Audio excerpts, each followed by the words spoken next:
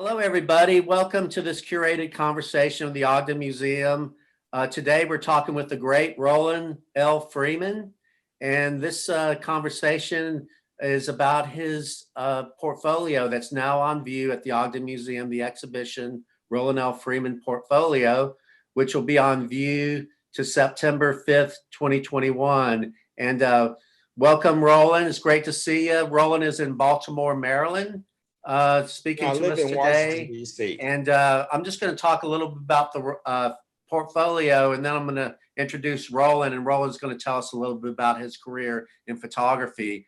In 1997, the Center for the Study of Southern Culture at the University of Mississippi, in conjunction with Diogenes Editions, published Roland L. Freeman Portfolio.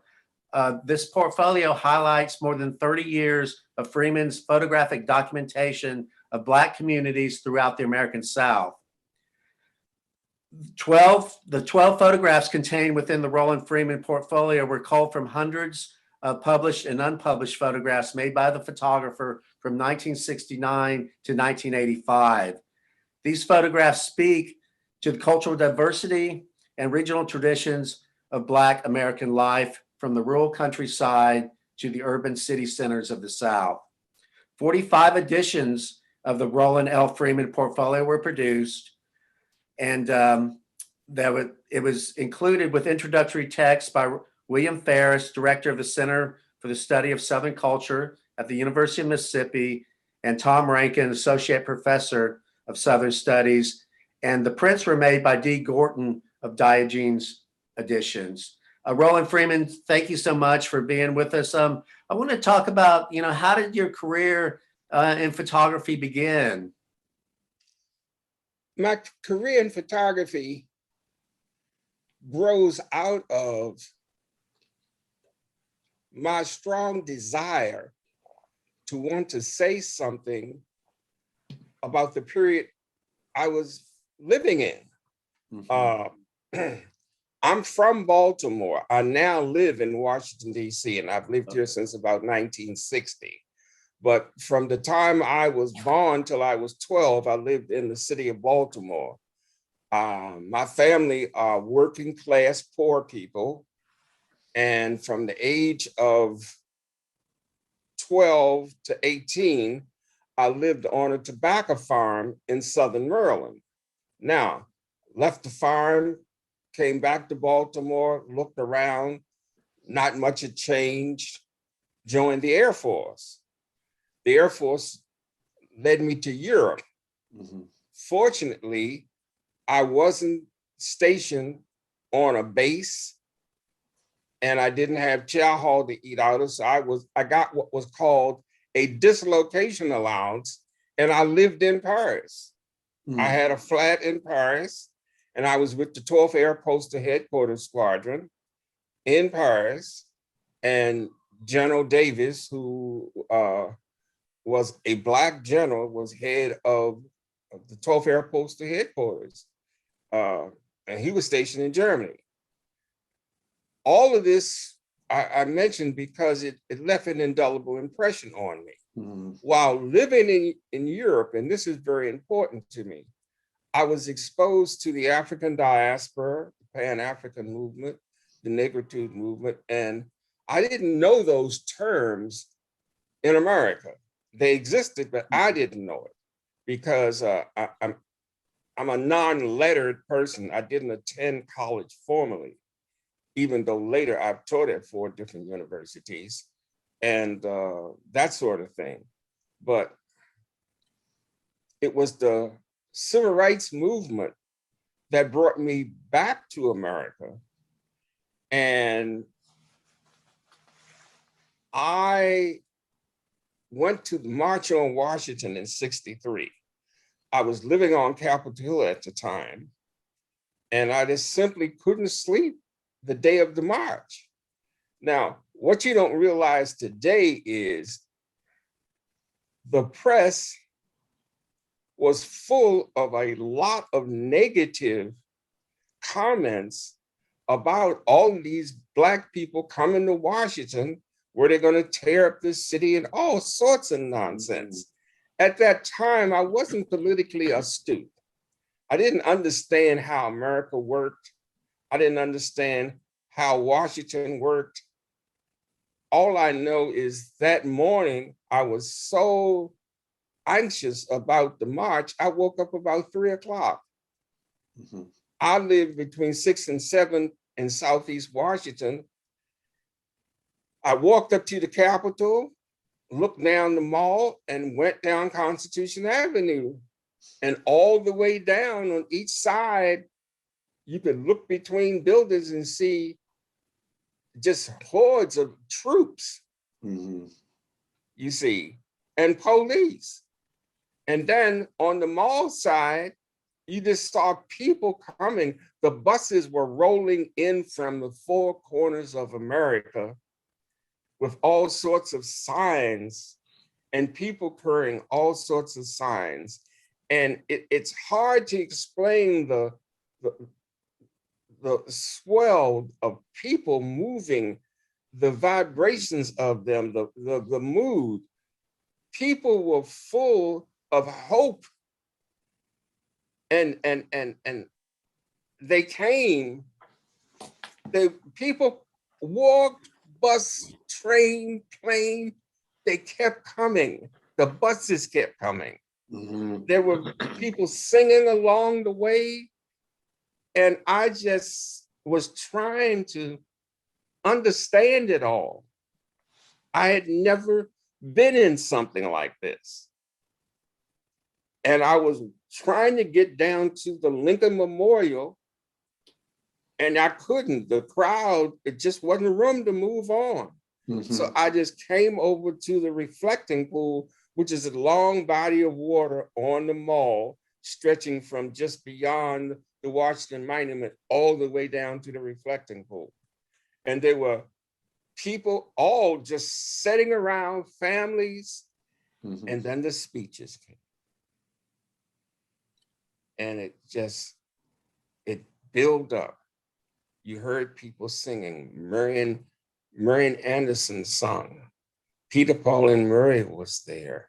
It was all sorts of entertainers. And then Dr. King came.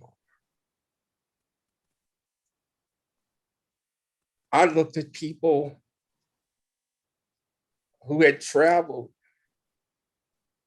A man sitting next to me had hitchhiked from Alabama. And he said, I'm here because I told my children I was coming. I got my oldest daughter and son with me. And he said, we tired, but we here. And I looked around, and it was a multiracial group of people, all peaceful, none of the nonsense I had heard on the television. Nobody wanted to fight or create a disturbance. They were just all there listening to Dr. King talk about his dream. And when that was over, there wasn't a sigh of relief. There was a sigh of, let's move forward. Let's get something done. Let's tackle these problems. And as I walked up the mall, up the Capitol steps, around to the east wing of the Capitol, and down Independence Avenue to where I lived on North Carolina Avenue. I came in and my roommate told me, I looked for you. His name was Gerald Weintraub. He was a Jewish guy from New York. We had a house on Capitol Hill. And we talked about the march. And I listened to all of the commentary. I was trying to figure out what was going on in me, what was going on in my mind. I had come back to the States to join this movement after talking to African revolutionaries. They were studying in Europe and they were going back to Africa to fight for independence. And they told me, you need to go back and join King's movement and y'all fight for independence. And when we all get free, we can bring it together. But that might be a long time. And so I had gone on the march, and I was trying to figure out what's next. That November, after the march, I lived right across the street from the Eastern Market, which is a neighborhood market, which is now a historical site, so it's still there. The block beyond there used to be a place called the Brown Book Study. And people would gather there for stimulating, interesting conversations, poetry readings.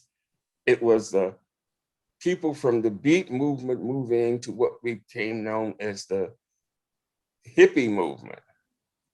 And they were mostly just forward-thinking people looking for a way to figure it all out. And one day a guy came in and put 10 pictures up on the bulletin board that he had taken of the March on Washington. And I stared at those pictures the rest of the night. And I said to myself, this is how I can say something about the times in which we're living. And someone said, what do you mean? I said, I'm going to be a photographer. They said, oh, where are you going to school? I said, no, I'm going home. My roommate's mother got him a Minolta camera in the duty-free shop when she was taking a Caribbean cruise and gave it to him as a gift. So I came in the house and I said, Jerry, I'm going to be a photographer. I want to borrow your camera. It was a Minolta SL7. I wore it out in a couple of years. And that's how I became a photographer. And that's so great. I became a photographer. That's great. Right? Okay. And I saw Peter on the street one day. I said, look, man, I learn best by doing. I don't have no time to go and register in classes. Mm-hmm. What do I need to know how to do to make the pictures I want? And he said, what are you? I said, I want to photograph my community. He said, the Capitol Hill community. I said, not only that, I said, I'm African-American. I want to photograph the African-American community because I don't like the way we're portrayed in the popular media. Mm-hmm. He said, what do you mean? I said, well, if you listen to the popular culture and media, they'll have you think that all African Americans are drug addicts, welfare people. I said, I was raised in what y'all call the ghetto. I didn't know it was the ghetto. It was a community where I was raised. Most people were poor. There were middle-class people, but I came to understand they couldn't move out to the suburbs because of something called redlining. Mm-hmm. I said, I'm studying all of this now because I want to know how did we wind up in these predicaments? Mm-hmm. Now, along the way, I discovered Gordon Parks was a life photographer. I'm just 6 blocks from the Library of Congress. So my roommate, who was studying law, he had graduated from Columbia in New York. And he said, well, you just go up to the Library of Congress and get a booth and you can look up everything Gordon ever did. So that's exactly what I did. And while sitting there in the Library of Congress, reviewing some of the materials that the people there brought to me, a young white guy that looked like what you'd call a West Virginia hillbilly. And he said, if you're interested in Gordon, because I was looking at the pictures he had taken during the Farm the Farm Security Administration, mm-hmm. the pictures that Arthur Rustin had signed all those photographers to go out and shoot, the face of America during the Great Depression. And he took me downstairs and took me into a room that was full of file cabinets. And he said, this is the entire take on what those photographers shot. And I just systematically started going through the drawers and looking at stuff. And I studied it all. It left an indelible impression on me. All right. And I also discovered the work of, James Agee and Walker Evans. Walker Evans. Let us now praise famous men. And then somebody told me I might want to look at an exhibit that the Museum of Modern Art in New York had done that was called The Family of Men. All of these things just really, really, and just engulfed me. And one day I'm walking down the street from where I live, and there's the guys that hang out on the corner. And one guy said, "Hey man, every time I see you, you got your little camera with you. You a photographer?" I said, "I'm trying to be." He said, "I got some things I want to share with you. Come in." He took me across the street to this apartment building, took me downstairs.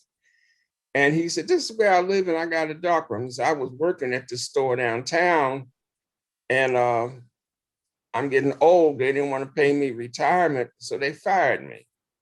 I said, "What?" He said, "You got to learn a lot about how America functions." He said, "They want to use us up and then spit us out and forget about us."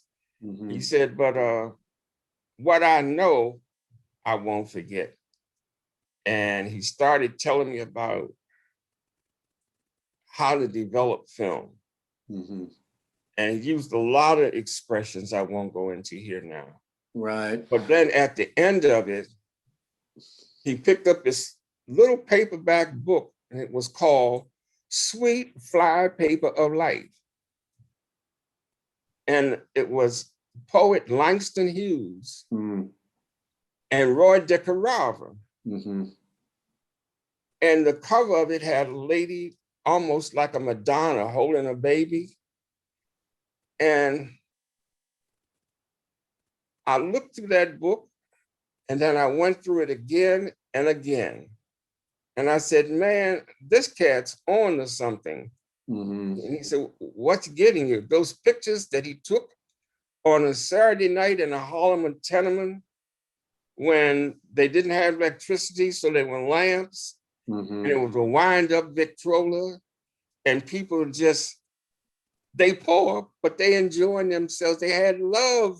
They had genuine love. It was, I said, "I know that you can do this. I know it's a way to do it," and he's showing me. Now, I saw the similar things in Gordon Park, but it was Roy DeCarava's pictures in Sweet Fly Paper of Life. It was like a revelation. I carried that little book around with me in my camera case just as a form of reference.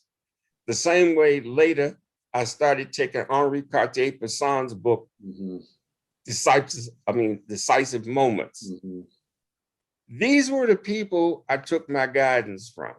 Yeah, that's amazing that you're self-taught and you just learned on your own and did all your own research, and then. Well, you never learn all on your own. With a little help from friends and people you run into. In '67, in the spring of the year, on my days off, I used to just go out and do reportage photography. And, you know, I just photographed everything. And I was down on the mall, and they were practicing for the cherry blossom parade. And I noticed little photographer shooting with these funny little cameras. They were Leicas. I didn't know anybody who shot Leicas. You see, I didn't know. First of all, I didn't know a whole lot of photographers anyway. But I was intrigued with the way he was moving around, and he was looking at me out the corner of his eye, and I was looking at him. And finally, he came over and said, "Who you working for?" And I said, "Well, I'm not working for anybody. I'm working for myself." He wanted to know if I was professional. I said, "No, this is what I do to keep my sanity. He said, that's interesting. Mhm. I said, well, what are you doing? Because I'm getting ready to go home and get some lunch. And so we walked from the ellipse behind the White House all the way up to the Capitol and then down to North Carolina Avenue where I lived. And he was looking at my contact sheets and a few pictures. And he says, well, I can see you got a lot to learn, but you got a decent eye. Mhm. And if you ever decide to become a photographer, look me up. Mhm. And I said, okay. I said, well, who are you with? He said, well, I just left Life magazine and went with Magnum. Mhm. I didn't know what Magnum was. And he said, I'm going across the country doing a set of pictures I've been thinking about for years called Hitchhike. And then later, when the photography annuals came out, there's about 5 or 6 magazines then in photography that was monthlies. When the annuals came out, I saw some of the pictures he had taken on that hitchhike thing. Mhm. And I said, oh, right on. Now that's 67. 68, in April the 4th, King was murdered. Mhm. I had my cameras, I went out on the street, and I just followed the crowds. Mhm. I didn't have a flash unit, but I was just out there on raw guts. Mhm. And this white photographer who worked for the Washington Post told me, he said, man, we don't have nobody out on the streets. If you did anything, bring it down to the Post. He said, I'm hidden in. And I said, well, you got Davis and Lewis. And he said, yeah, but they're not working. And I came down to the Post, and Dick Dorsey, who was a photo editor at the time,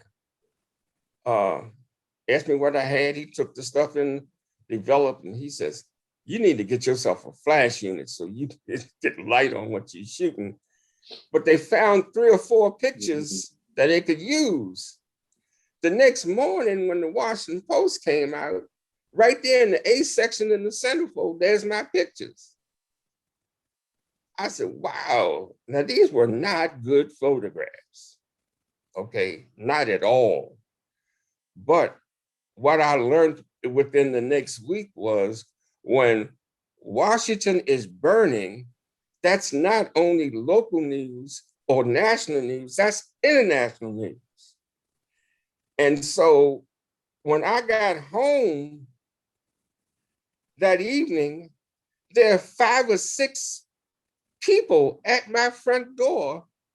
They were Paris Match from France, Stern from Germany, Time, Newsweek. Nobody knew who Roland Freeman was. And they wanted to know what else I had. I said, damn. So I made all those connections, but I didn't have the talent, Mhm. you see. And then it was getting down to brass tacks and learning how to be a photographer, learning how to use flash and all of this. Mhm. And the meantime, in Washington, Dr. King's wishes were trying to be met by his staff and his lieutenants. And that means that I'm saying that to say when he died, he was in the middle of organizing the Poor People's Campaign, Mhm. a multiracial group of people across America he planned to bring to Washington to petition the government to make their lives better. And they were building a city along the reflecting pool down on the mall, and it was called Resurrection City. And there was going to be caravans of people coming in from the 4 corners of America to live there while they do this protesting. Fortunate enough for me, I was running around with local people who were media people. There was a meeting down on 8th Street on Capitol Hill, right across from where the Marine barracks were.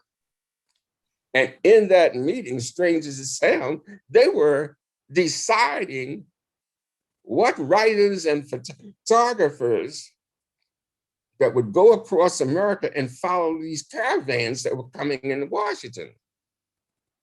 So that's when I learned about the mule train. So I just simply said, look, I don't care where everybody else is going. I want to go to Mississippi and ride that mule train to Washington. Now you got to understand, I had never done anything like this. Mm-hmm. So that really kind of started the Mule Train, A Journey of Hope Remembered, which was a book that was published in 1998. Well, I took the pictures in 68. Yeah, exactly. But when I saw, when the mule train pulled out, there were photographers from everywhere there. Then I saw all of that stuff in all of the magazines, and I was embarrassed with my stuff. So do you realize for almost 30 years, most of that stuff had never been shown? Right, right. Now, but as fate would have it, here I am on the mule train, tackling this major, important projects, again, just on raw guts. And when I got back to Washington that summer, still embarrassed about my photographs, I went over to Baltimore to see my grandmother. And she's still living in the same community she's always lived in. And while sitting on her front steps talking to her, a wagon, an Arab's wagon pulled into the block. Now, what do I mean? Baltimore has a folk traditions of people selling produce door to door on horse-drawn wagons, by push carts, people carrying stuff, the whole thing. It's just that this folk term, which I thought was peculiar to Baltimore, but it isn't. And they're called Arabbers, A-R-A-B-B-E-R. All right. I did this as a kid. My family was in the whole produce business. Wow. And so my grandmother said, look, now that you just hot shot photographer, I've been a photographer for 10 minutes now. She calling me hot shot, And she said, now that you just hot shot photographer, why don't you do our story and do us proud? And that's how the Arabs documentary project started. All right. I was over in Baltimore every chance I got, taking pictures, talking to her, blah, blah, blah. And I could talk about this for ages. Okay. But that was one project. Now, while with the Arabs project in 72, the Smithsonian in Washington, the Office of Folklife and Ethnic Heritage, they have folklorists who go out into the field to get folklore, to gather folklore. Well, they do a festival each year. At that time, it was called the Festival of American Folklife. Now it's called the Smithsonian Festival, and it comes out the Office of Folklife and Ethnic Heritage. They highlight the folk traditions of the world. Well, I was in Baltimore documenting the Arabs when some of the folklorists came through, and some of the guys said, are y'all working with Roland Freeman? Nobody knew who I was. Back in Washington at a Smithsonian meeting, Ralph Rensler, the man who founded the Folklife Office, he was one of two men who founded it. He had sent some people into Baltimore to look at the folk traditions, and he had talked to a couple of the guys. So when my name came up, he said, well, I know Roland Freeman. He works for a newspaper right here on Capitol Hill. He stopped me at the mall one day, at the market one day, and said, look, you need to, this is before 74, 72, let me get it right. Earlier in 68, 67, he saw me because he knew me from the paper. He said, we're doing a thing down on the mall that you might be interested in. Bring your camera, come on down. That was in the summer of 67. That was the first Smithsonian Folk Festival, all right? And I took a few pictures. So he knew me. So when the meeting came, when my name came up in a meeting at the Folklife office in 72. He says, I know him. So he called me and he said, why are these guys asking my people, are they working with you? I said, well, I'm there taking pictures. And he said, well, I might want to get you to help coordinate bringing them to the festival. So I told him, I said, my family's been in that tradition ever since I can remember. My grandmother's brother started the business. He had a stable with horse and wagons, and he kept 16-something men on the street. So he said, okay. So I went over, talked to some of the guys. I photographed them loading their wagons on trucks and tying them down and trying to figure out how to come to the mall. So they came over, I photographed them taking the stuff off the trucks and setting up and selling them. They thought they could work the mall just like they work the streets of Baltimore. I said, no, that's what it's done differently. So you don't bring cabbage and potatoes and stuff, you see. You just bring fruit and vegetables. That's something people can eat and carry around with them. And I worked with them for 3 years on the mall, all right? So that got me into this. Now comes 74, and the state of Mississippi is invited to the Smithsonian Festival. Ralph had a man named Worth Long, who's one of the best field workers in folklore, and he understands ethnomusicologists. He's probably forgotten more about the blues than most people know.